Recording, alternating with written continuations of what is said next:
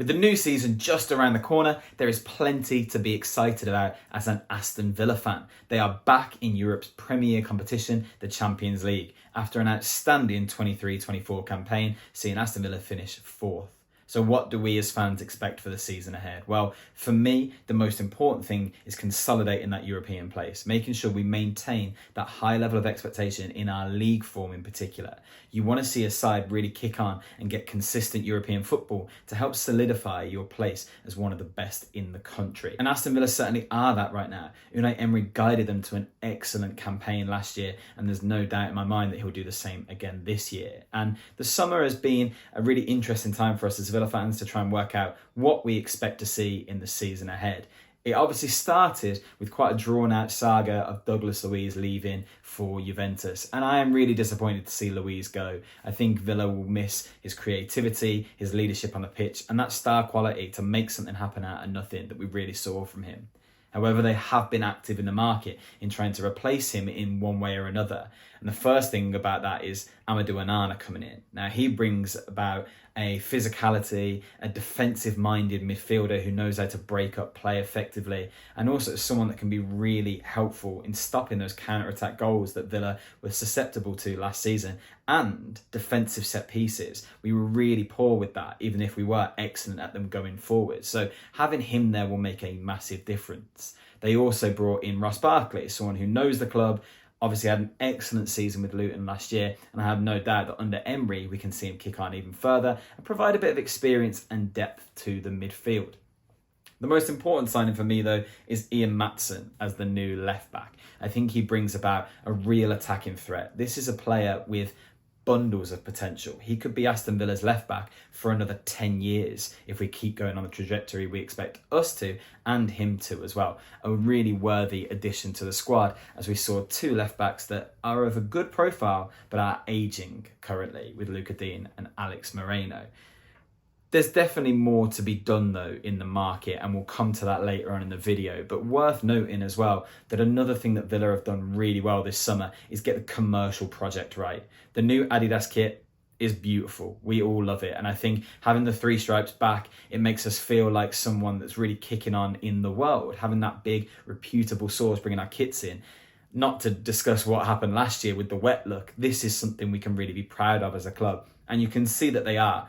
I mean, the project getting it out in Times Square was phenomenal to see, and shows that they're really trying to build that global status. And the video to launch it, I don't think anyone can disagree that it's definitely the best kit launch we've seen for a very long time. Having Ozzy Osbourne back in there, some of the key players, the humour, the love, it was clearly something that fans were going to be really invested in. So you can see that Aston Villa are making strides in a commercial way as well as on the pitch. Now, pre-season has left a lot of people a bit confused with what to expect from this Aston Villa side. Results have been poor.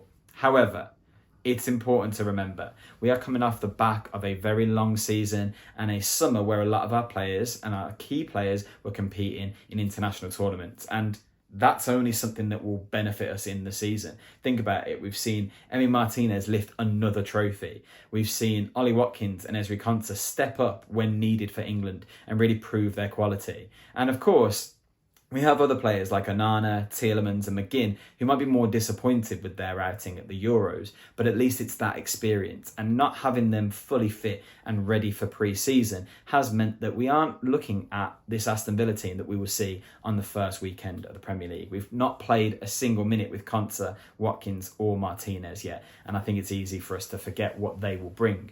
We're also seeing players come back to full fitness. Emi Buendia, of course, is getting his first minutes. Jacob Ramsey, he's back around as well. And we're still waiting for Tyrone Mings to return to the pitch. Huge players that I feel like new signings in themselves as well. Something that will really add to Villa's depth and the squad that they really need to build to compete on multiple fronts. Of course, there has been a ridiculous amount of transfer talk, and it's worth looking at some of that now. The big ones being what we're going to do in that forward position. João Felix, heavily linked. A £50 million move is being touted for Aston Villa. I'll be honest, I can't see it happening. There are certain things that have moved in the right direction for it to happen. Julian Alvarez looks like he's on his way to Atletico, which you'd think means they can't really afford to have another luxury forward like Felix. And Emery clearly really sees something in him and wants to bring him to Villa Park. It's not the first time we've been linked. And I think his versatility in forward positions means that he would be an excellent addition to the squad and fill the hole left by not just Diaby, but Zaniolo as well, who may not have featured that much, but still brought something in key moments when Villa needed it. So Felix's ability to play on either flank, be able to play behind the striker as a supporting striker, but also fill in if Watkins was injured as a number 9, makes him a very attractive prospect. However, it feels like it's a difficult deal to get done and maybe not one he's overly keen on. And if that is the case, then maybe it's not worth pushing through, because we've seen recently what can happen when you have a forward who doesn't really want to be at the club with John Duran. I mean, his antics over the summer have been laughable. Before the summer even, there was all the talk of him moving to Chelsea. He clearly made himself available to them. There was the whole controversy about his whole Twitter page being dedicated to liking Chelsea content. That move fell through, it seems, and Chelsea have moved on to other targets. And then the West Ham deal came about, and there's the infamous video of him on his Instagram live making the hammers gesture. And when you are on the books at another club, it's a heightened disrespect for the fan base, one that I think it would take a lot of work to retrieve. And Emery's comments suggest he is still part of Villa's plans. They are looking for a good price for him if they do sell. Now, West Ham have just brought a new striker. So does that rule out a move for Duran? It's hard to see where his options might be. But there's definitely work to be done in that position. There are a couple of players that I think Villa should maybe be looking at if they can't get Felix over the line. One that's been mentioned quite a lot is Federico Chiesa of Juventus, who seems to be available at a massive cut price right now. Thiago Motta has said already he's not part of Juventus's plans. Now, the injuries he's sustained in his career have definitely meant that it's stagnated at times and not really kicked on to the levels that maybe we expected of him when he was at Fiorentina and when he first joined Juventus. However, there is still an excellent player there and another versatile player who can play anywhere across the forward line. And that's really what Villa need right now. They need someone who can fill the gaps and help boost the squad. And also someone who has European experience. And Chiesa is that player. Someone that could be achievable at quite a cut price. Another one that maybe they should look at is someone that Emery has worked with before. A young player with lots of potential, and really now could be a great time to move for him. It's Yeremy Pino of Villarreal. Now, he missed the majority of last season with a terrible ACL injury, and it's always a risk buying a young player after an injury of that sort of ilk. Think about Ansu Fati and how his career hasn't quite kicked on the way we thought it would. However, Pino is someone that Emery has worked with before, can play on the left, can play just behind the striker, and they're kind of positions that Villa might look to improve on in their squad. So it makes sense that they would move for him at maybe a cheaper time when that injury has stagnated him a little bit. When we saw what he was able to do under Emery at Villarreal, a season where he was 18-19 and providing 6 assists, scoring 4 goals, that's a really impressive output for a player that young, and Emery definitely would be able to get the best out of him again. Undoubtedly, one of the other positions that Emery will want to look at is that right-sided centre-back. Now, there's a lot of talk that Diego Carlos might be moving on. He too has used his social media to kind of suggest there's some unrest there. He obviously has not had a very good pre-season, got himself sent off in a pre-season friendly. And his age profile and his wages mean that I think it is someone Villa will be quite happy to move on.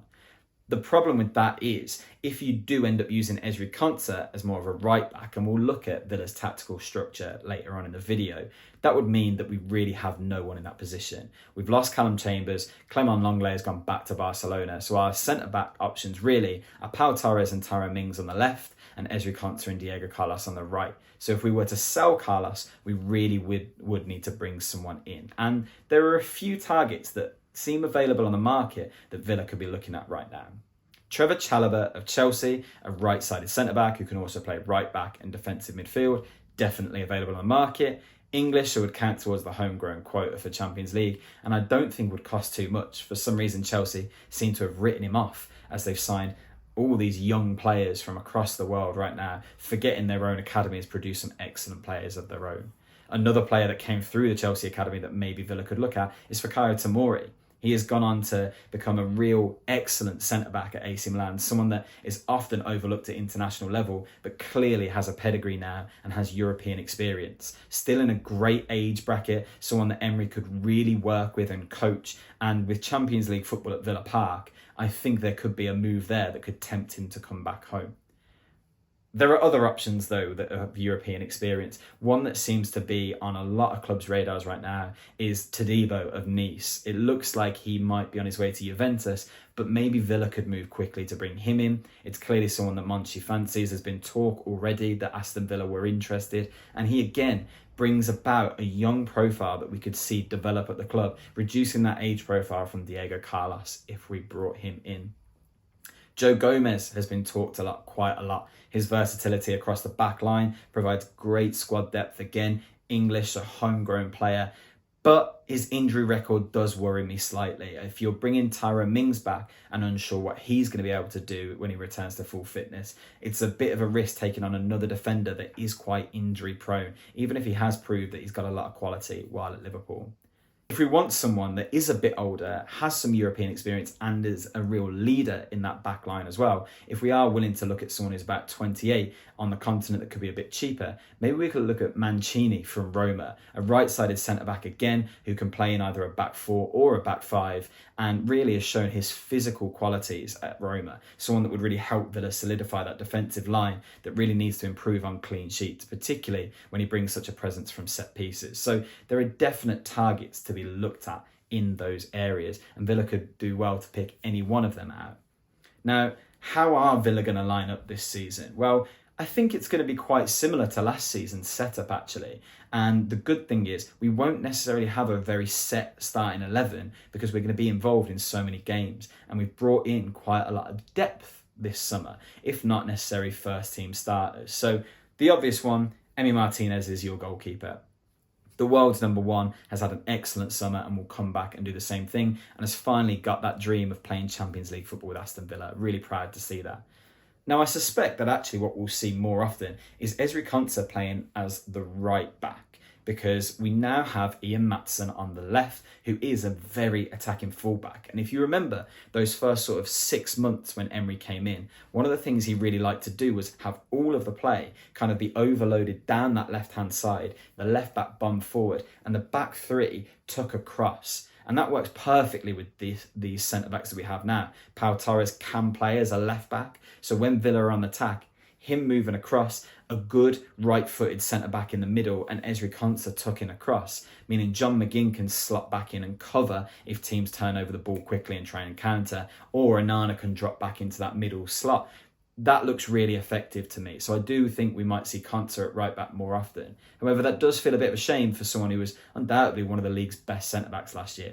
So perhaps we could see Matty Cash have a revival at right back. They might tap into the market more. Or Villa's new young man, who a lot of us have just deemed Costa, he looks like he wants to fit into that team really well in pre-season and looks like someone with a bundle of potential as well that Emery could get the best out of, and we might see some minutes for him this season, but I doubt he's a regular starter. So that defensive lineup I think will probably be Konsa, Carlos or another right-footed centre-back, Pau Torres and Ian Maatsen, with of course Tyrone Mings coming in when necessary.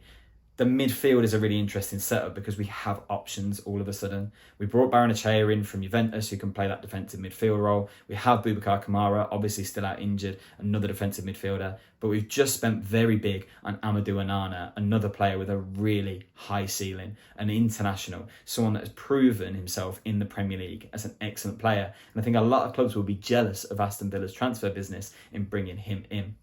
So he kind of has that role locked down, particularly until Kamara's back. Then we might have to look at adjusting or maybe playing with a double pivot. Next to him will probably be Yuri Tielemans, who obviously is his international teammate and brings the creative flair that Louise once had in the team as well. And I think that is the most natural replacement for him as a deeper lying playmaker. We know John McGinn kind of plays a bit more of an advanced role now on the right-hand side, supporting probably Leon Bailey, who goes out wide behind Ollie Watkins. And McGinn brings such a good work ethic to that role that he can get up and down the wing and defend where needed when Bailey is expected to stay high and beat teams on the counter-attack. Now, the left side of midfield is a really interesting one because there have been players linked with us for a while. We obviously brought in Illing Jr. from Juventus who can play anywhere on that left-hand side. Maatsen will take up a lot of the attacking talent. So what we have now are two excellent young English midfielders who can play on that wide side but also come inside when the fullback is overlapping. And they're Morgan Rogers and Jacob Ramsey. Two players who could find themselves as England internationals very soon.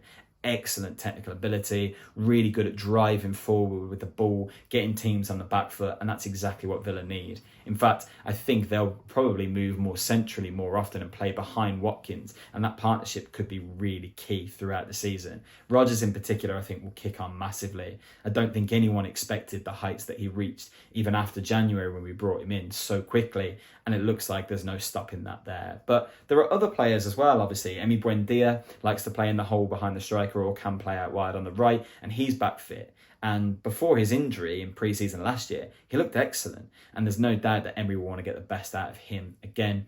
Or it could be one of these new players that we look to bring in, and there's so many on the market available. Villa have also been linked with Jonathan David for a really long time, Tammy Abraham. There could be a number 9 on the way to compete with Watkins or at least play alongside him. So that might change the setup slightly. But I think traditionally that's what we'll see. A back four of Konsa, probably Carlos or a new centre-back, Pau Torres and Maatsen, a midfield of McGinn, Tielemans, Onana and Rodgers, with Bailey and Watkins in attack. And I am more than happy with that because the options we have to come in for cup competitions are excellent. This isn't even mentioning the idea that we brought back Jadon Philogene as well, who he obviously has had guarantees about the kind of minutes he will play. Otherwise, he might have chosen to go to Everton or Ipswich or one of the other clubs linked with him. Emery clearly has a bit more trust in him as well. Plus, the market's not done. And I don't know who Emery will move for, but there's clearly intent there. And Aston Villa are always looking to grow. And that's the fantastic part of being an Aston Villa fan right now. We've seen them do so much in such a short space under an excellent manager, building a great squad. And now it looks like they're getting the whole picture sorted. And that's amazing. A lot of people are asking, can Aston Villa maintain their league form and compete in the Champions League, or might we see a Newcastle-esque kind of drop off this season? And that would be natural. If Aston Villa took 6th right now and continued to play well in all the cup competitions, I think some people would take that. But the difference is Unai Emery is there and the club is being built in his image. And any time a transfer rumour seems a bit off to us as fans, or we're not sure why Emery is looking at that player, just remember what he's done so far. He's never let us down. And that is something that I can't wait to see continue to grow this year.